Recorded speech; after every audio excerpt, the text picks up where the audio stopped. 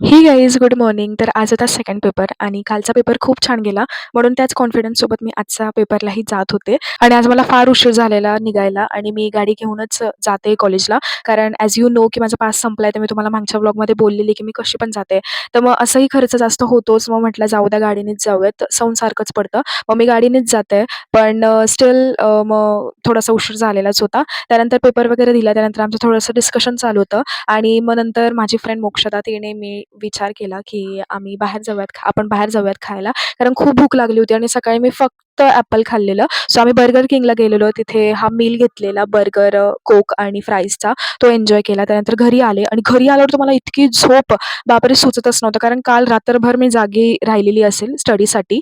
So माझं असंच आहे, मी टाईमावर कधीच स्टडी करणार नाही. बट असंही नाही, की मी काहीच करणार नाही. त्याच्या 1 दिवसाआधी मी सगळं भरून काढेल आणि बरोबर पेपर व्यवस्थित लिहिणार म्हणजे लिहिणारच. एवढंच नाही झालं तर मग रात्रीचं स्वयंपाक वगैरे करून, जेवण वगैरे करून व्लॉग एंड करतच होते, की माझ्या बहिणीला खाऊ वाटली आईस्क्रीम. सो आम्ही त्याच्यासाठी रात्रीचं निघालेलो बाहेर. सो तिला खायची होती पिस्ता कुल्फी. मग आम्ही पिस्ता कुल्फी घ्यायला गेलेलो. मी तिच्यासोबत गेलेली. त्यानंतर भांडे वगैरे आवरून मी आईस्क्रीम एन्जॉय केली. मला ना दुपारी कितीही भांडी धुवायला द्या, मी धुवून घेईल. पण रात्रीचे भांडे धुवायला मला इतका कंटाळा येतो ना, लाईक मला इतकी झोप येत असते. बट स्टिल मला ते करावंच लागतं कारण माझं काम असतं ते.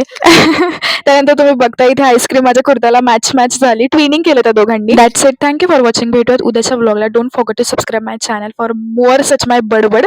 And bye. Good night.